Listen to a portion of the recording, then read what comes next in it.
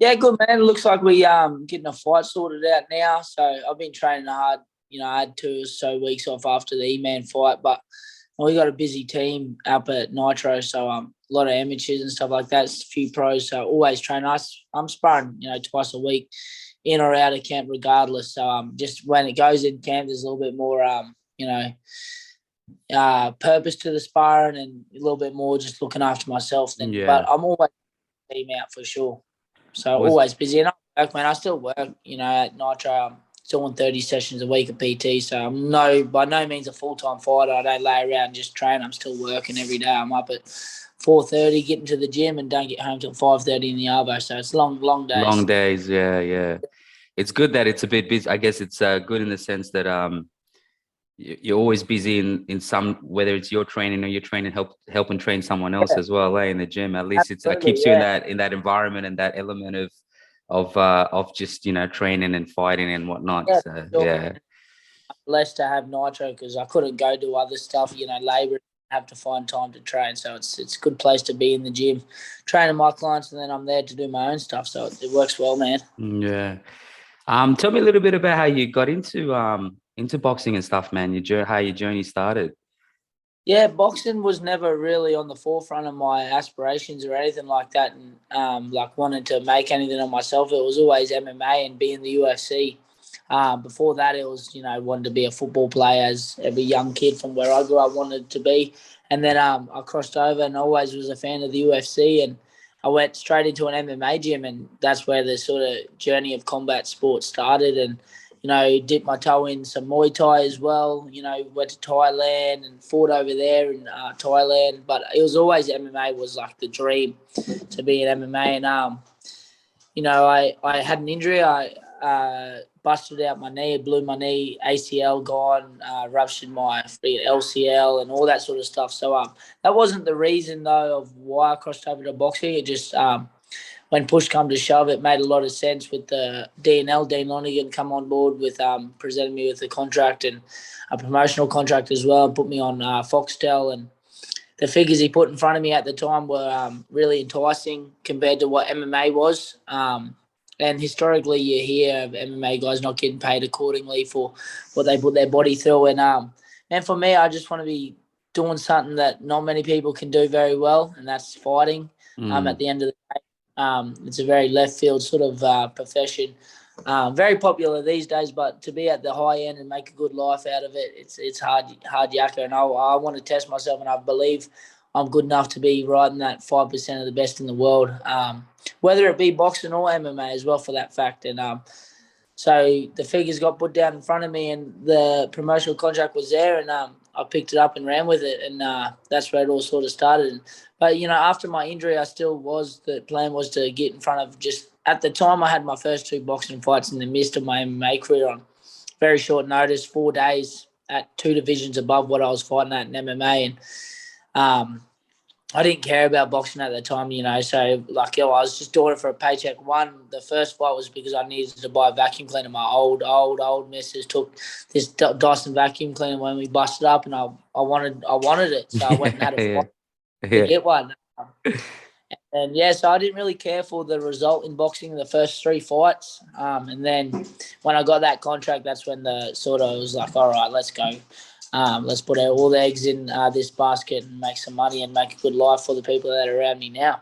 You still a fan of MMA? Like, do you Yeah, still closely watch it? Yeah, yeah, yeah, yeah, yeah, definitely. And then I follow the Anzac MMA. You like yeah, Jamie yeah, Malak. He's the yeah, last yeah, guy that beat yeah. combat sports. Oh wow, Yeah, really? Yeah, that's yeah, yeah. crazy, man. That was Yeah, my yeah, last loss 5 years ago. He beat me. He yeah, choked me on. yeah, Um, So yeah, I still follow the Anzacs, man, like yeah, Kai Kara Francis, Alex Volkanovski. He's a yeah, yeah, superstar yeah. now. Josh Coolabo, all these guys, man. And that's the thing, we're a small little sport in a small little country, and we got to get around each other. 100%. Um, Yeah. like that's the cult. Like we have a bad culture in that regard of like trying to rip each other down, or the media does. Like Brock Mm. Jarvis fought here Yeah, I just in. what this morning. Yeah, yeah, yeah. It was a hell of a fight. We need to, Mm. get around each other, especially these guys that are on that platform, because they're very few and far in between, us guys getting goes over there and doing well. So when we do well, we need to, back each other instead of saying, oh, fuck, that was me, or, that was a shit performance and stuff like that, build each other up.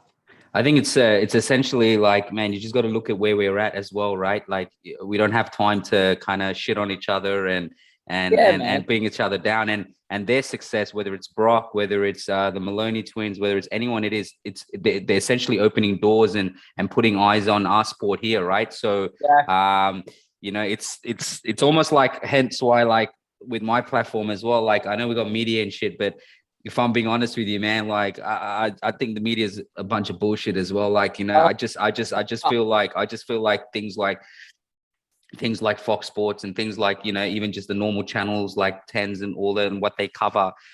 Terrible.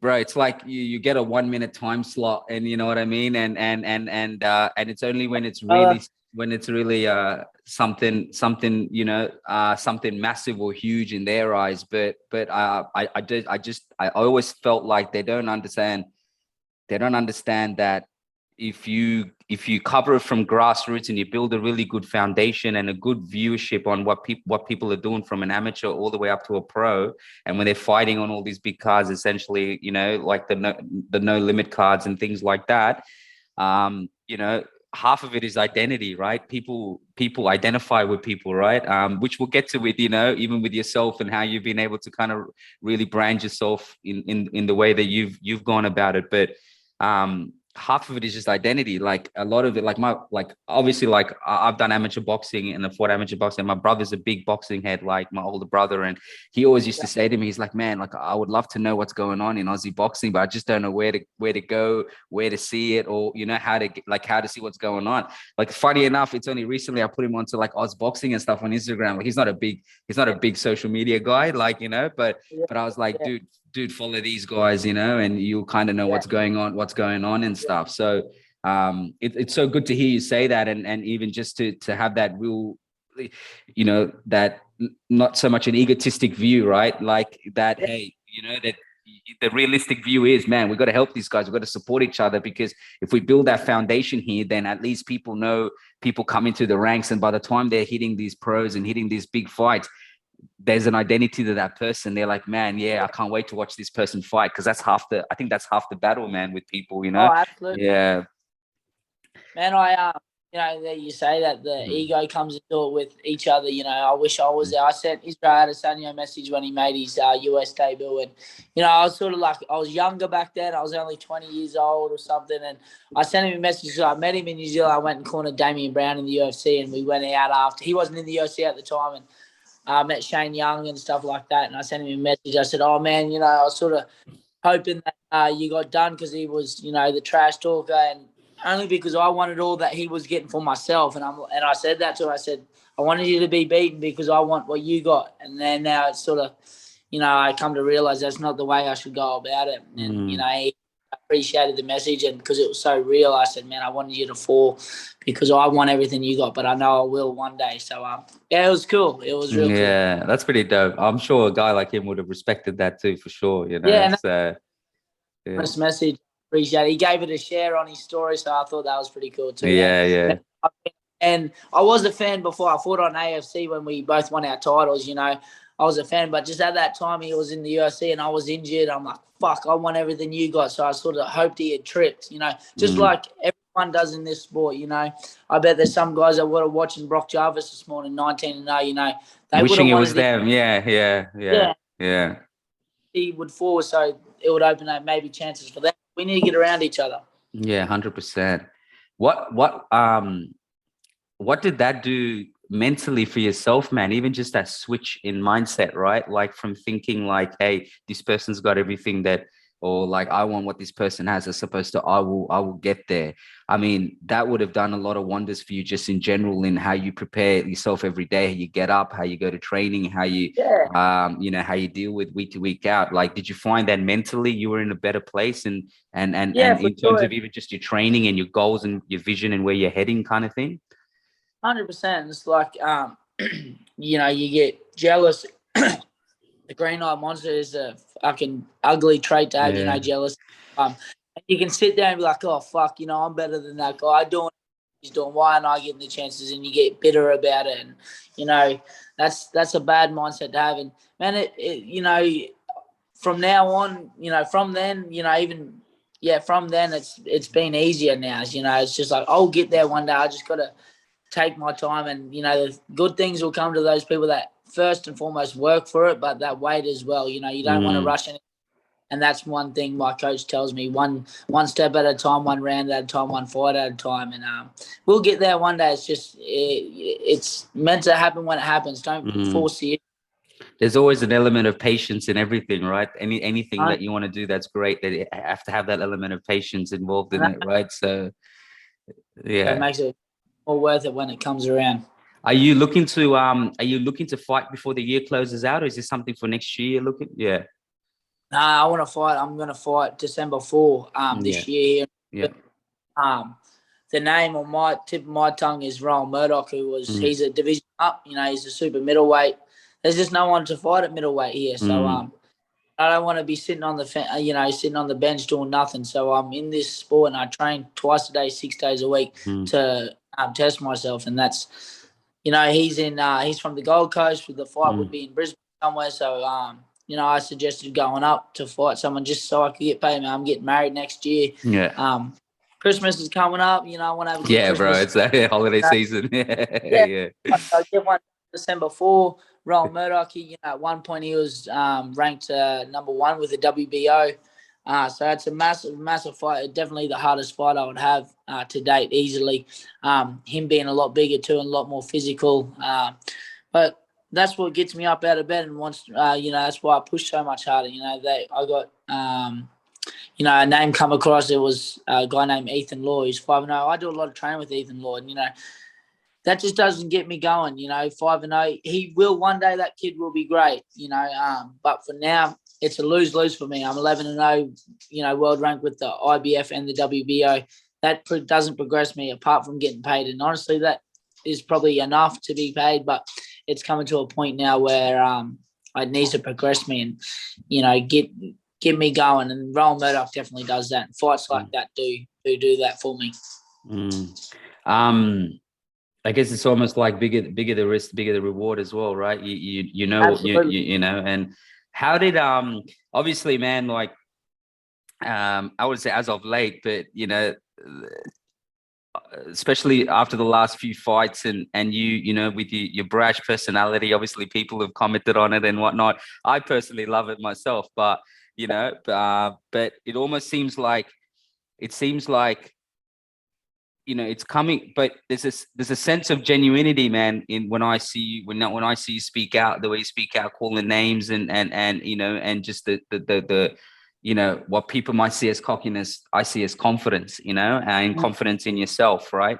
But it almost seems like you have a very good understanding of what it takes to progress in this sport outside of just the skill factor. You know, there's a whole other element, right? Whether we want to admit it or not. I wish it was as easy as just saying, hey, I train and then I'll just take a fight and you know what I mean? And I'll progress. But you know more than many, and you probably, you know, being a UFC fan, know that there's a whole other element to it, right? Whether it's marketing, whether it's putting yourself out there, whether it's, you know, causing a bit of controversy or getting people talking is all part of the package, on top of the fact that putting your head down and working hard. Was that just, I mean, it seems when I say it seems genuine, it just seems like that's the type of guy you are. Like, even if you were mucking around in the gym and talking shit to somebody, it's just that sense of that sense of funniness and confidence. Is that something that's natural to you, number one? But number two, is it something that you kind of saw, that you felt like, okay, I need to really put myself out there to stand above the rest of the pack, so I can, number one, be seen, but also get the fights that I feel like I need to get in order to keep getting closer to whatever the goal is for yourself? Yeah, man. Like, I am like a bit of a jokester in the gym, and I attribute talking trash and, you know, quick tongue because of the fun we have at the gym. We're always joking and stuff like that. But, man, the fighting game is more so now like a business, you know. The best guys in the world aren't getting seen because they can't string a sentence together. And I understand that fully, you know, and that comes with sponsorships. We know, you know, almost know exactly what a fighter's going to say before they even fucking say it, because there's, yeah, I train hard. I'm looking forward to the fight, man. And another thing is I'm brutally honest. Everyone around me will say that about myself. I don't like sugarcoating things, and that stems from my coach. He's the same. Honesty is the best policy from the get go. Then you don't get tripped up anywhere. If I don't like someone, and I get asked about it, I'm going to say I don't like that guy. And it's just, especially if it's another competitor in my division or something like that. So I've always set out to be honest from the start, and that comes through in my personality and stuff like that. So, but definitely going back to getting the big fights, yeah, you got to talk. You definitely got to speak up, otherwise you don't get hurt. If you don't ask, you don't get. So and back to a lot of people do coming up. I was I was the MMA guy that never had boxing experience. I was talking a lot. People see it as cockiness and stuff like that, man. Confidence breeds success, and success breeds confidence. 100%. Before all that stuff I think 6-0, 7-0 in boxing is when people started changing their minds on me. But before that, I was just talking, and I was very successful before boxing. 9-0 in MMA, 3 Australian titles. I was undefeated in my kickboxing and Muay Thai stuff. So I'd competed a lot and I was successful. So that's where my confidence come from. People just thought I was like this kid that had never fought before, but they disregarded what I'd done previous to that.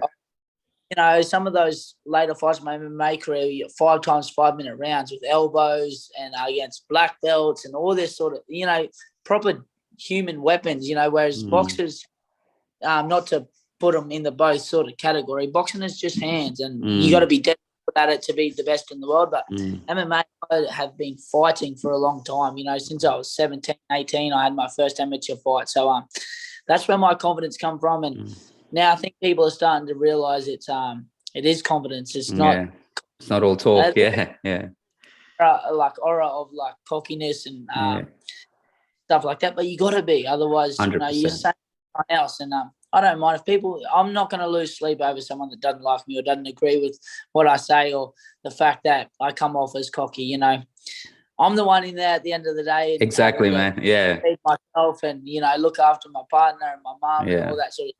Fuck those guys. It's irrelevant in the end.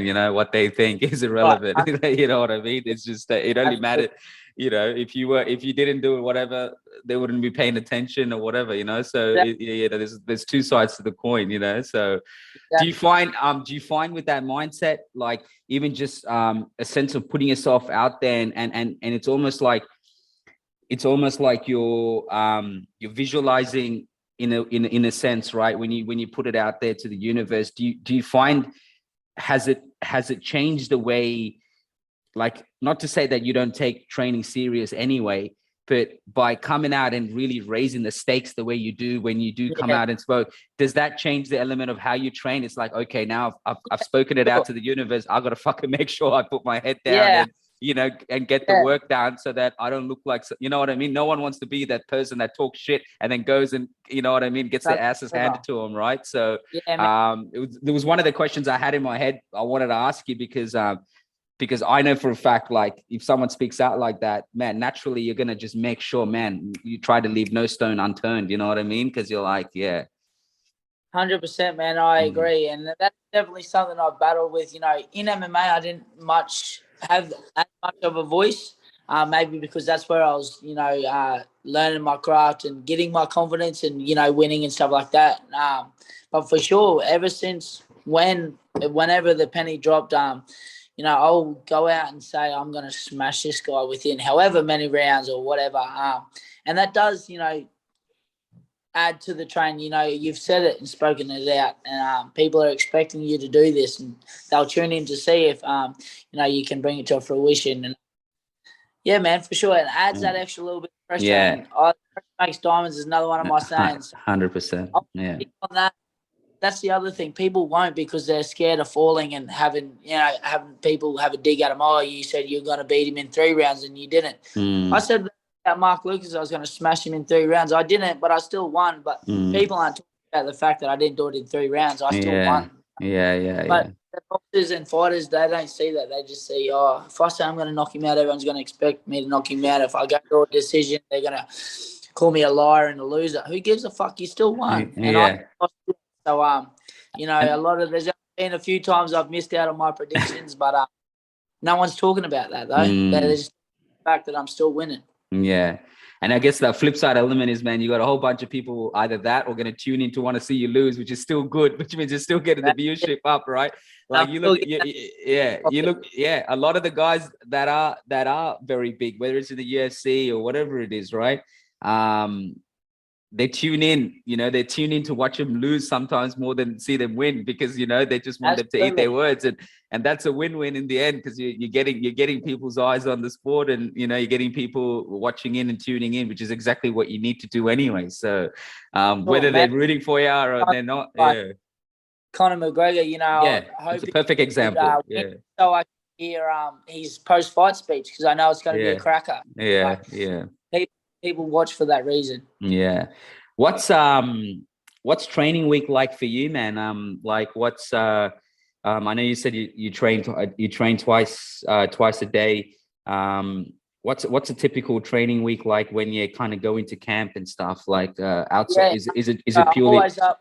Yeah. So I'm always at my trail's laid out right now. My training schedule, I get up 4:50 every morning and go to work and do 4 or 5 PTs, half an hour PTs until 8 o'clock. Have my brekkie, might have a nap, and every session in the morning is first 10 a.m. and it's always Monday is boxing pads, Tuesday sparring, Wednesdays skills and drills boxing, Thursdays sparring, Fridays red line pads like conditioning, and in the evenings. On it's about 3 o'clock because I still got to squeeze in my afternoon PT clients as well.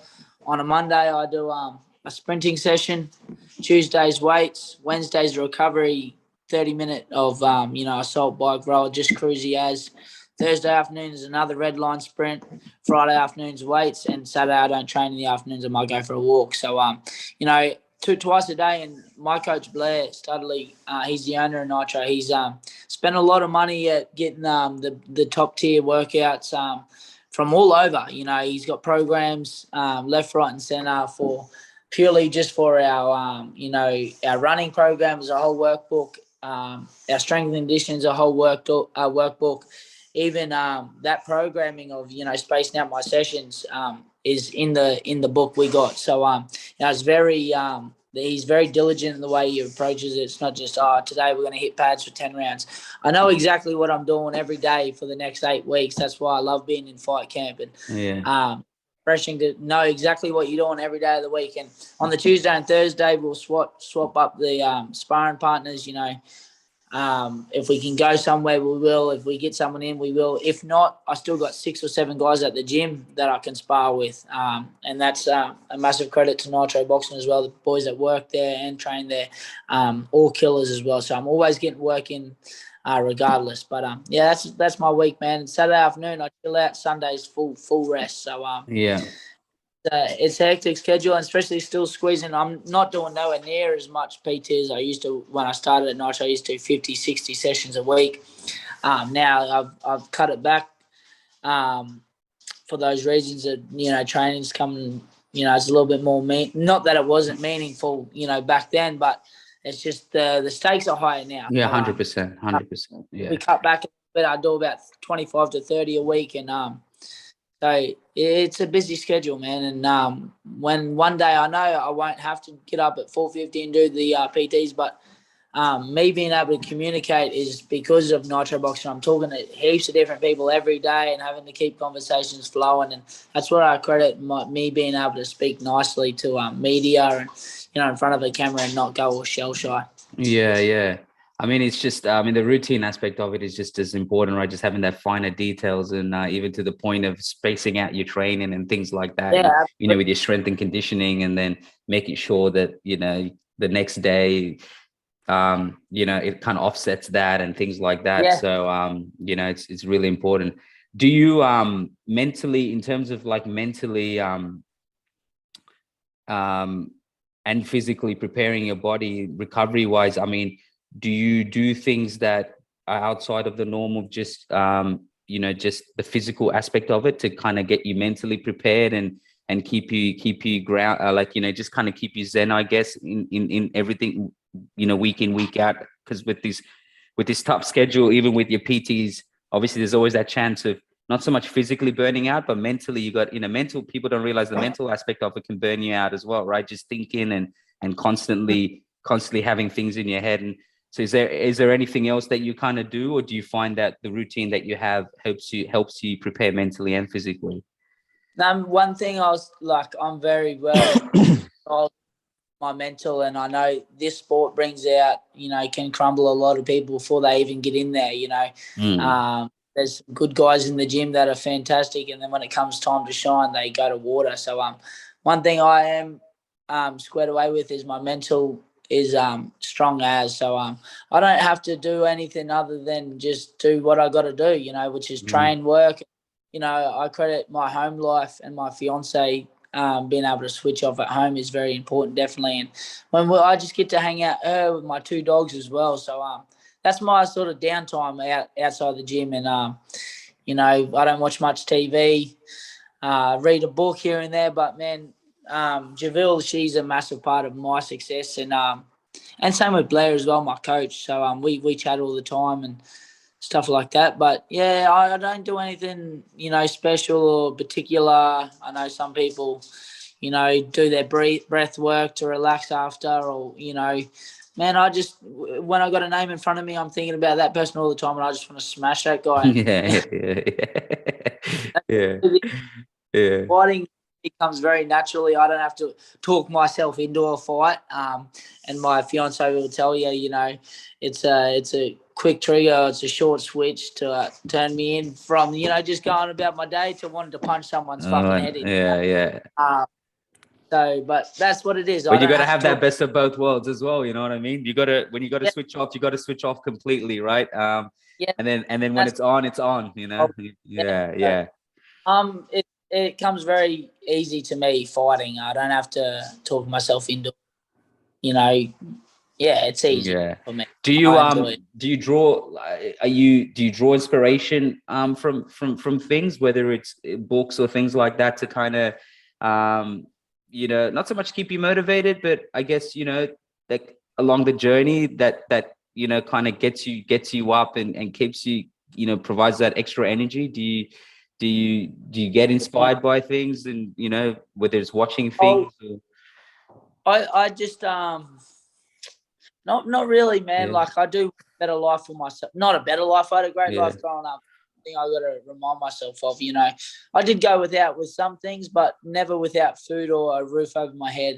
You know, that rags to riches story is so fucking rinse and repeat in boxing. It wasn't like that for me. You know, boxing didn't save me or anything like that. It's and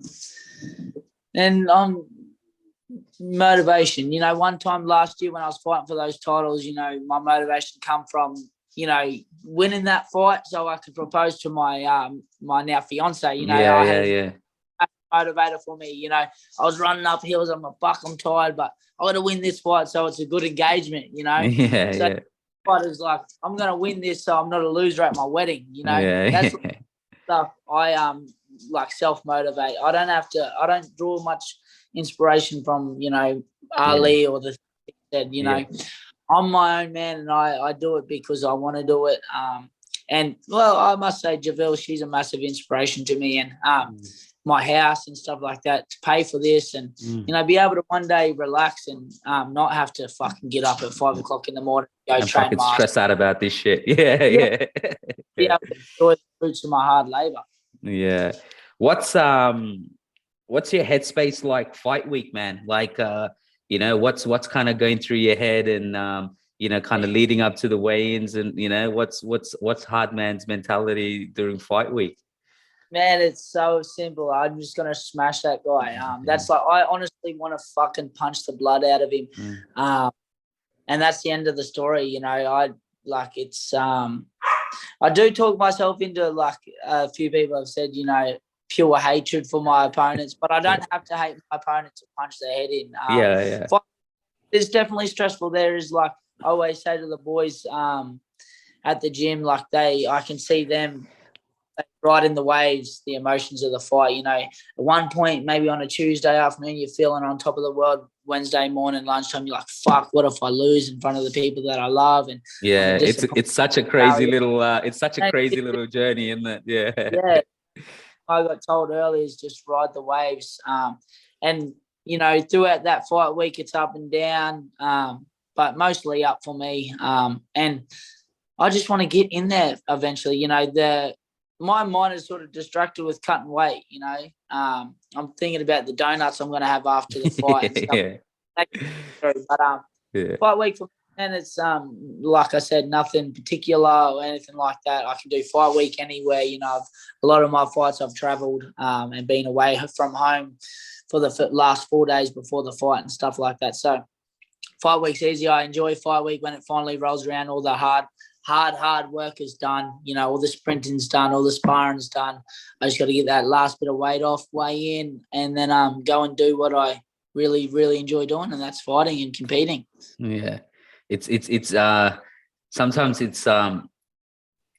it's easy to overcomplicate it, right? You know, yeah, and sometimes with all the availability of like resources and things you can do, like you were touching on, like, you know, whether it's all these different things people can do. Sometimes you go and implement all these things into your thinking it's going to better prepare you, but sometimes the easiest way is just to fucking stay nice and simple and focused on the job.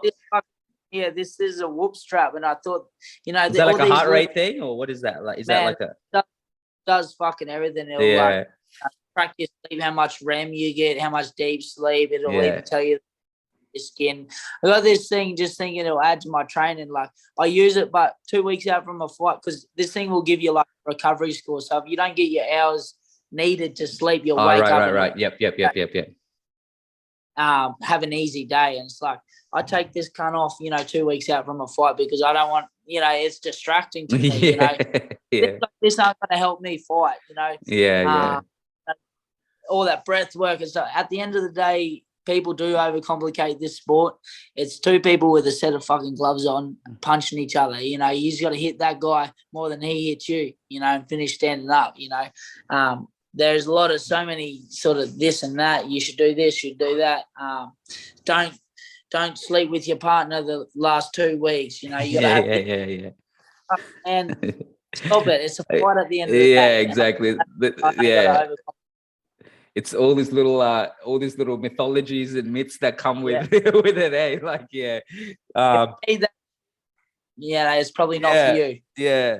Because you can end up fucking psyching yourself out, man, by the end of it. And that's probably why people psych themselves out, right? Because they're like, fuck me, I haven't done this, I should have been doing this, you know, when really you probably didn't need to do half those things, you know? And you could have, what's diet like for you, man? Do you have like a nutritionist, or is it something that you just manage yourself? You do have a nutritionist? Nutritionist. I've sort of fiddled through with a few, you know, coming. You know, it's like anything, you trial and error, and people that work with you or don't work with you. I use Geordie Sullivan, the fight dietitian. Oh, yeah, Geordie. Yeah. I've had him on. Yeah. I talked to he's a good man. Yeah. He works with, man, the proof's in the pudding with that guy. He works with the best guys in the world. Yeah. I think Brad Riddell, how that fucking guy makes 70 kilos. Yeah. So I reached out to him, started this year actually. I had done, you know, a little trial with him like 2 years ago. And then the last 2 weeks, I was a little bit worried about my weight at one time, and I reached out to him. But started this year is when I fully brought him on. I bring him on for the 8 weeks of camp, pay him his fee. He gives me the download, and we communicate throughout the weeks. Yeah. And he always, but yeah, he's the man. And, you know, there's some old school mentalities of like just eat good food and stuff. But like, you go see a boxing coach to get better at boxing. You go see a nutrition dietitian to be better fueled for your fighting. So I believe that old school mentality of like more's better. You know, diet's not hard. Fuck, diet is hard, you know. And there's dudes out there that agree with you and don't. Or, you know, that his profession is to figure out what fuels fight athletes the best. And that's why I pay the money to go see him. Some people see it as a wank, but I don't. I think it gets my weight down, and again, the proof's in the pudding. You know, I felt fantastic the last 3 camps with Geordie. Not that I haven't beforehand, but I honestly say the last ones have been way easier than the ones way before. So it's fucking working. And He's legit, bro. Like I've spoken to a lot of these athletes. I've spoken to Geordie myself. I've actually been on Geordie's diet for one of my amateur boxing as well. Yeah. One of the boys. So like he had given the diet to one of the pros, and he's one of my mates. So he was like, "Yo, you should try this," you know. And it's funny because like diet is not fucking easy. Number one, and that's like how and otherwise no one would miss weight. Yeah, exactly, bro. Yeah, exactly. And I think people don't people might think it's a gimmick till they actually do it themselves and they realize, you know. And I actually spoke to Geordie not long ago, and I was saying how a lot of his, I was saying, telling him that I had been seeing a lot of the athletes, and we kind of dived into almost like this more is less concept, because he's, you know, I was like, man, all your athletes are loving having a feed, and sometimes they question like, am I eating too much? But once you bring science into it, and he has an understanding of your regime, your training, and how much you're burning and everything, man, that's half the battle. Like if someone came up to you and said, man, Isaac, this is what you got to eat and you'll reach your weight, like, fuck, they're like, man, feed me, like, I'll eat whatever, you know what I mean? I don't have to sit here and think whether what I'm eating is good for me, whether it sits right with me, whether it's more detrimental to me, or is it going to be good for me? And I feel like that's a game changer. But even his style, I love his style because he takes that element of like you have to fucking suffer while you're training to eat, you know what I mean? He takes that element away, and he's really replenishing his athletes, like, you know, with food and good food and a lot of food. And like he'll whack in there, like I get a mini friggin' cornetto, yeah, desserts and shit. Yeah. And like previously, or you speak to old school coaches, they go that broccoli, chicken, rice, fuck, that is like being in prison. No way. Cornetto at the end of the day, you know, 100 grams of Halo Top, that shit is good. So I enjoy it, and that's honestly, I can say, cutting weight is the worst bit of fight sport thing. If we could just all fight it while we wake up and walk around that, or, you know, I reckon the new rule should be after Christmas, bang, whatever you weigh, that's what you're fighting at for the rest of the year. Guys would now be 80 kilos, or the 80 kilo guys are now 100, and you just have to fight at that. That would be the fucking way to.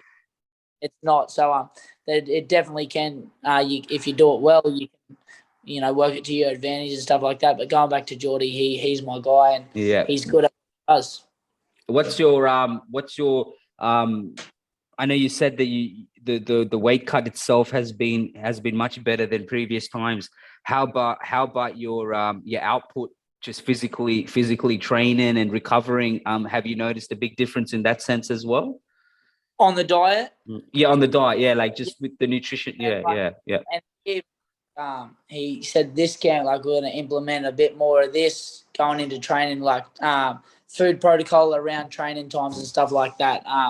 Man, way better, way more energized, and that's the thing I love about fight camp. When you're in it, you got to be on it. Outside of fight camp, I can get a little bit lazy. I might miss breakfast, and then fuck, you know, one of the boys at work got a spar and a little bit flat for that session, and then you don't replenish after.